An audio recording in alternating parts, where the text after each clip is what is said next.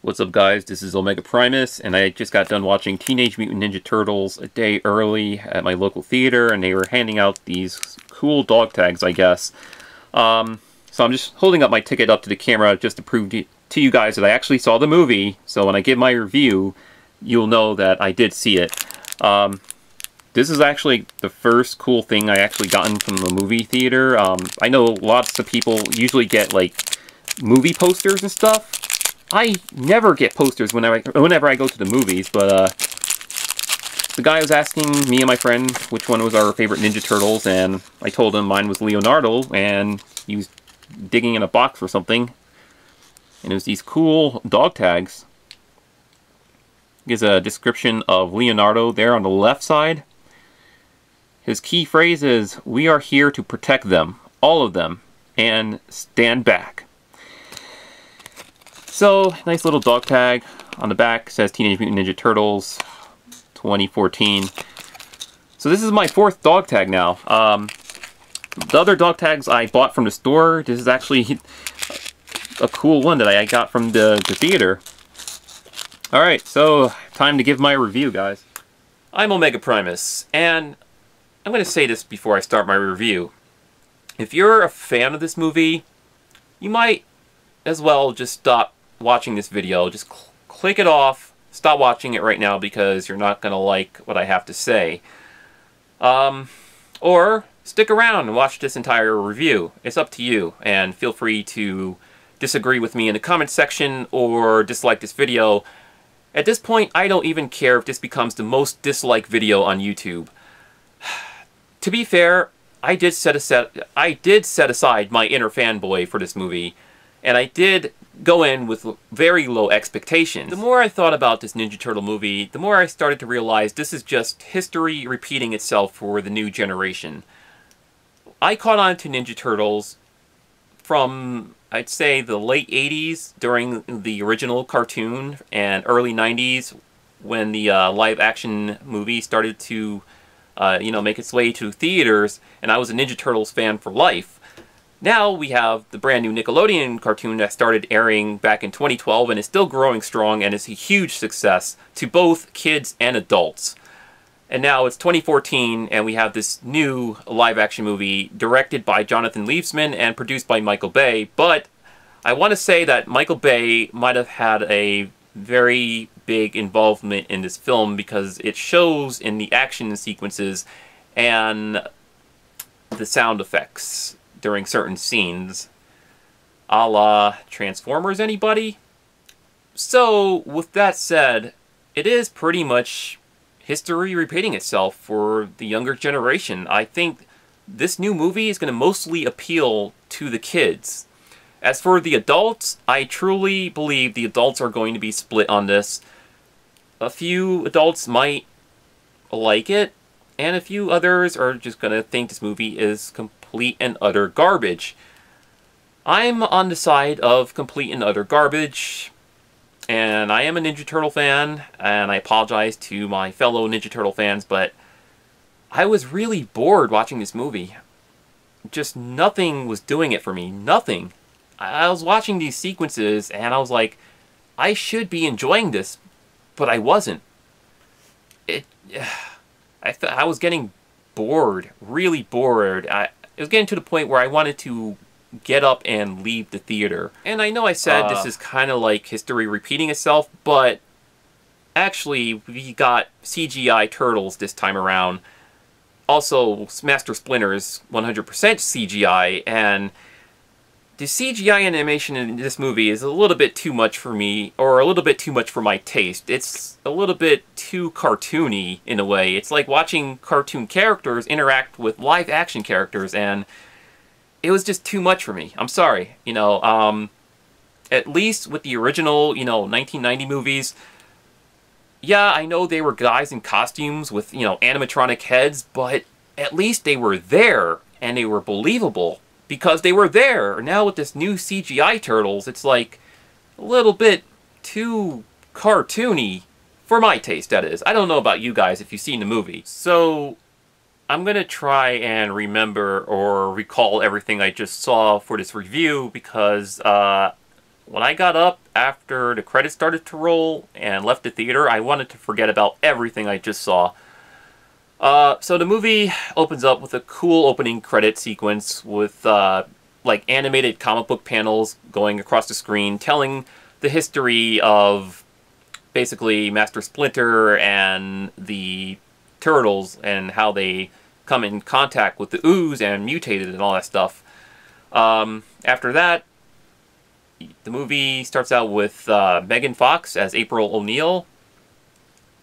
No, not that Megan Fox. The Megan Fox after extensive plastic surgery. Yeah, that's the one. So the movie opens up with her as a news journalist because, you know, that's what she is, that's what she does, and as far as I know, it's always been like that in the Turtle lore, except for maybe the new animated Nickelodeon show, because in that show she's a high school girl and not a news journalist or a news reporter. Also, she has her co-worker with her, Vern, played by Will Arnett, who I think he's supposed to be the comic relief for this movie, providing a lot of jokes, but I didn't really laugh at any of them. If anything, I only got a laugh out of Michelangelo. During the first few minutes of the movie, Michelangelo was really funny. He did make me laugh out loud, but during the rest of the movie, something happened.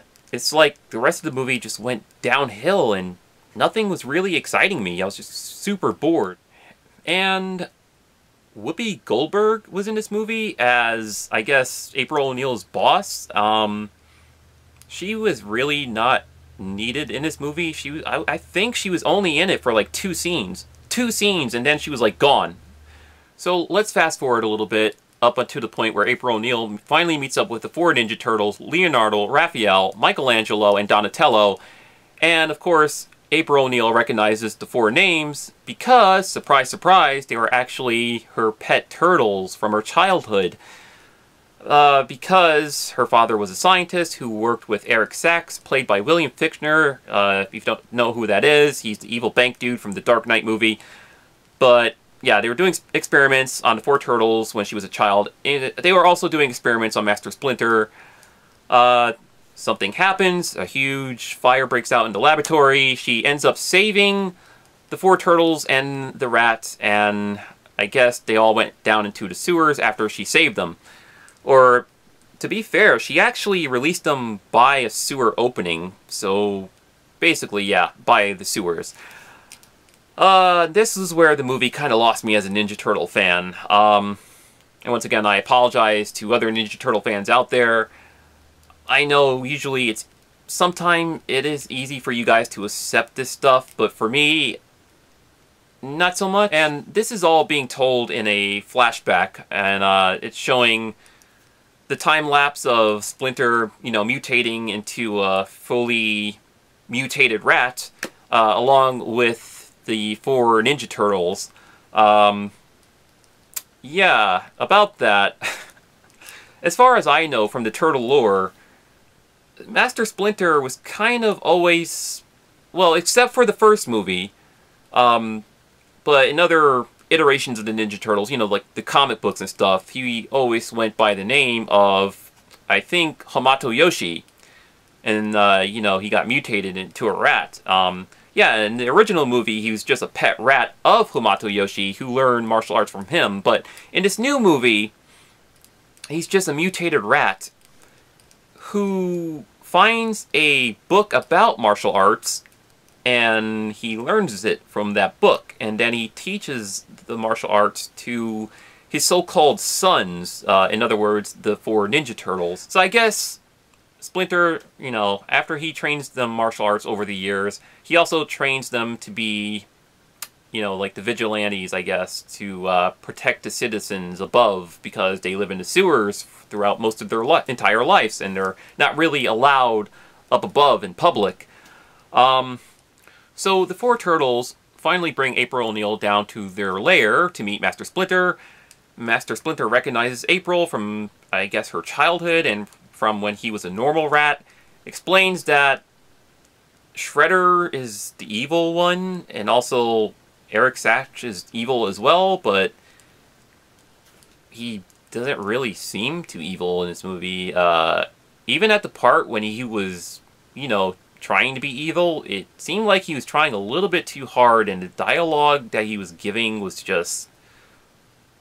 what the f... Here's an example. There's one part where Eric Sachs is shooting a gun at April O'Neil and her partner Vern, and he goes, "Oh, you're just so cute, I want to pinch your cheeks." I'm sorry, but that kind of dialogue doesn't really work for me. Yeah. So anyways, after Splinter and April O'Neil have their little dialogue with each other, the Foot Clan, along with Master Shredder, ends up breaking into the Turtles' lair to kidnap the Turtles, but they end up getting 3 out of the 4 Turtles. They end up kidnapping Michelangelo, Donatello, and Leonardo because they think Raphael is dead because he got crumbled with some bricks or debris. Also, in the middle of all that chaos, you get a huge fight scene between Shredder and Master Splinter. The music that was playing during that scene made it seem like it was super epic, and the way that Splinter was jumping around and dodging Shredder's blades, I guess it was epic. It might have been epic to you guys, but to me, like I said, I was bored throughout the rest of this film. Even all this stuff, the huge action scenes that was happening that should have been epic to me was not really epic. I'm sorry, guys. But anyways, you get a huge fight scene between Shredder and Master Splinter. Splinter pretty much gets his ass kicked by Shredder. Oh, and that's another thing. You guys, all you fans out there, you can rejoice. Shredder in this movie is Japanese. So you don't have to worry about that. He is played by a Japanese character or actor. I don't know if the actor is Japanese, but he did look Japanese in the movie. He looks very close to the Nickelodeon animated version, where he kind of has like a messed up face a little bit and a bald head, so he is Japanese. Also, there is a Japanese woman in this movie who talks to the Shredder. I think her name is Karai. She is the daughter of Shredder. But in the Nickelodeon show, they added a little twist to that, which, if you haven't watched the show by now, I don't know if I want to spoil that for you guys, but yeah, she's pretty much the daughter of Shredder. They don't really address that in this movie. They don't. She's just seemed like generic thug number 2. They don't really make it a big deal that she's Shredder's daughter or anything. She's just kind of there. So, where was I now? Oh yeah, okay. So after the Turtles get taken away, Raphael pretty much goes to save them with the help of April O'Neil and her partner Vern. I would also like to point out, during the production photos, or during the release of the production photos, I should say, I did see one footage, or not footage, but I guess you could say it's kind of a footage, but I've seen one photo of Raphael in disguise, where he had a trench coat, sunglasses, and a hat, and I think a scarf to, you know, hide his turtley face. That's not in the movie at all. So if your guys are wondering about that, that is totally not in the movie. I don't know why that was in the production photos. Maybe it's a deleted scene. We might see it end up on a DVD. So anyways, Raphael, with the help of April O'Neil and Vern, goes to help and free his brothers.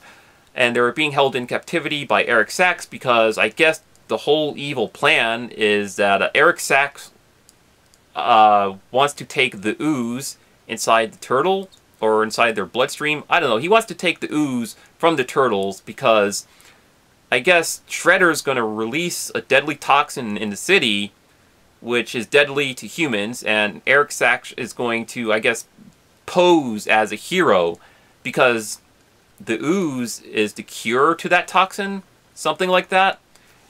Once again, it was very hard paying attention to all this because I was falling asleep. I wanted to stand up and scream to the top of my lungs, and I also wanted to leave the theater. So, once Raphael gets there, he encounters Shredder again, I guess, and they have a little fight. Shredder pretty much kicks the crap out of Raphael, and this is where things got a little strange for me, okay? while Shredder was kicking the crap out of Raphael, there was a part where he was stepping on the back of a shell and it was starting to crack.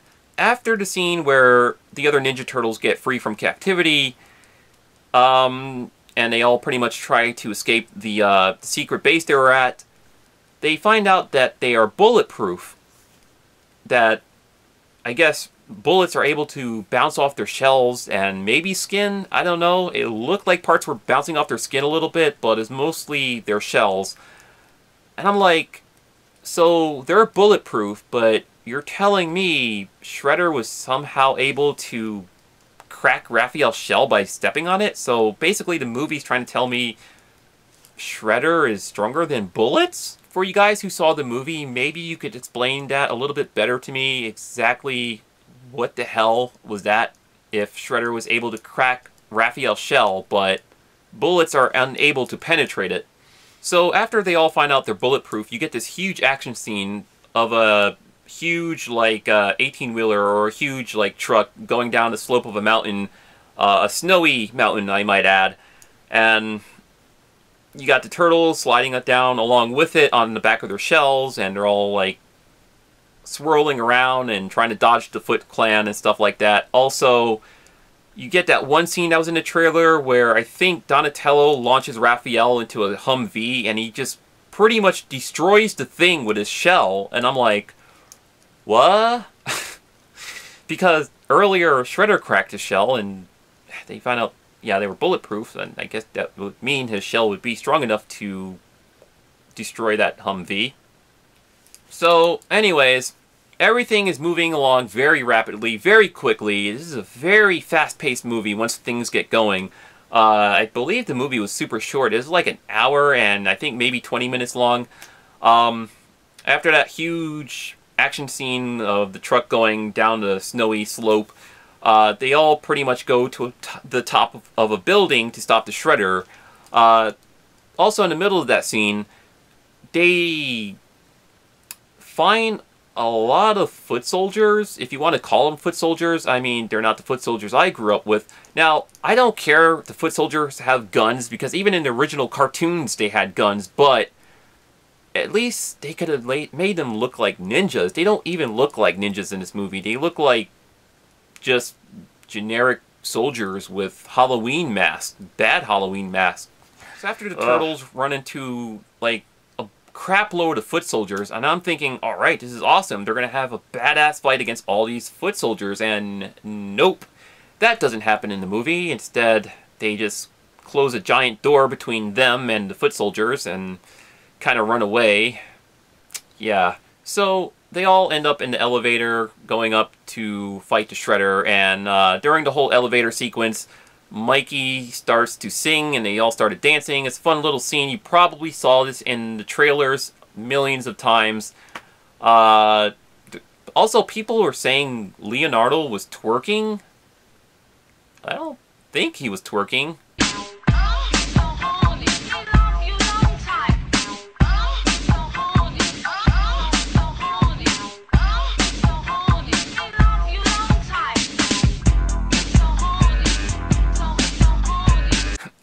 Oh dear God, make it stop. So the four turtles finally reach the top and they battle the Shredder. Now,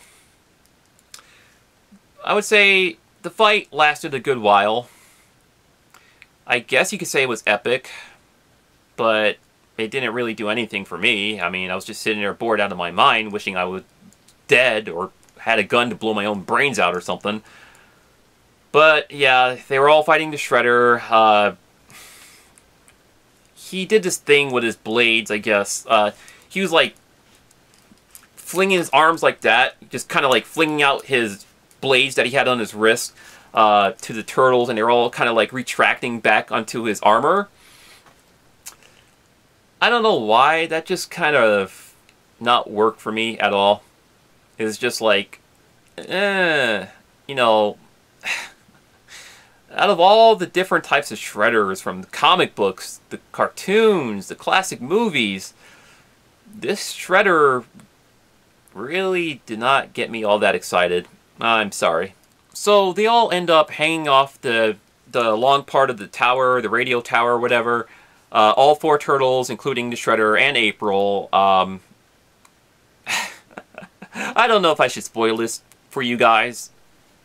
Alright, I'm going to put a spoiler right here, okay? Ready? Ready? April O'Neil is the one that ends up, I guess, defeating Shredder. I don't want to say kill, but defeating. He did fall pretty good distance from the top of the tower, and he left a very big, well, medium-sized crater on the concrete on the ground below, and you see him kind of clench his fist a little bit. He reaches for the canister of ooze and grabs up some of the ooze in his fingers and clenches his fist. So that part's kind of left up in the air if he's really dead or not, or if he's alive. I don't really care if he's alive or dead. I don't know if I want a sequel to this movie. What I want is probably another reboot that's properly handled better by a better director.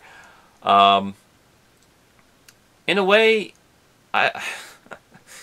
this movie is kind of like 1998 Godzilla all over again, where you're going to have fans who are just going to be split on this movie, and then, you know, a few years later, we get another reboot that's much, much better from a worthy director.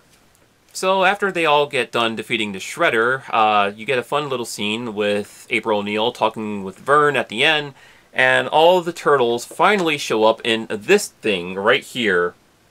Yep. This thing, the turtle van, doesn't show up until the end of the movie. You guys might have seen in a couple of the TV spots that there was a scene where Michelangelo and Raphael was jumping on a Victoria's Secret's billboard.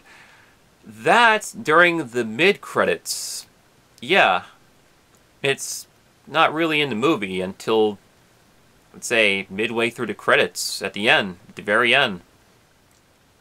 So, look, I'm going to be honest here, and I'm going to say that I did not enjoy this movie at all.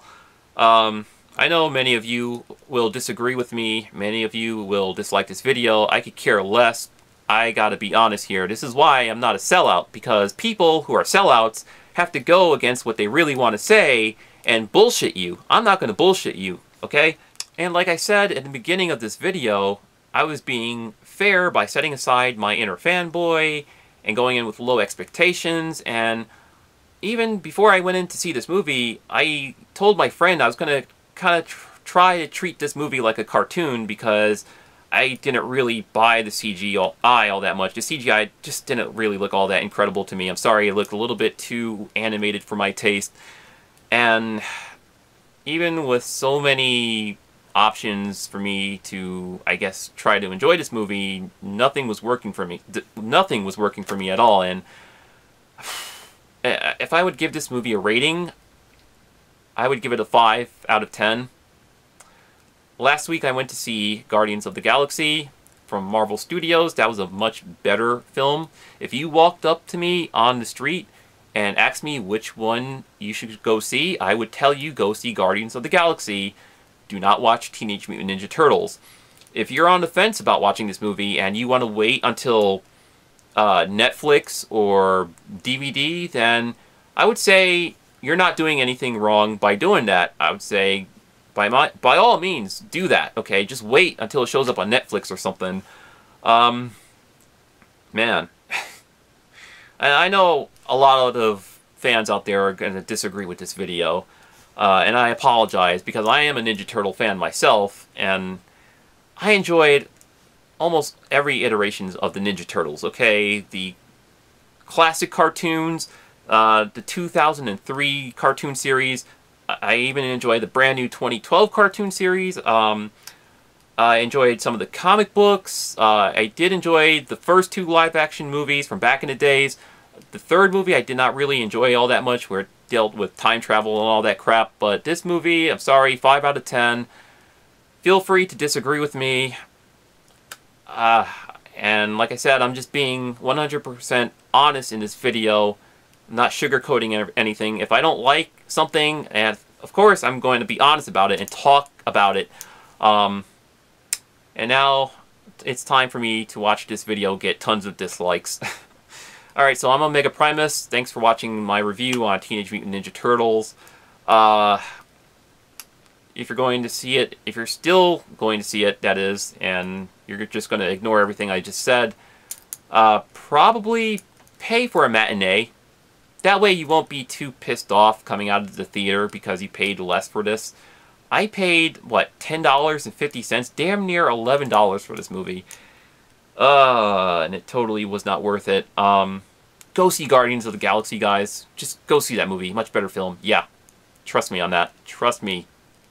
Even you Ninja Turtle fans out there, trust me. But you probably won't trust me anyways.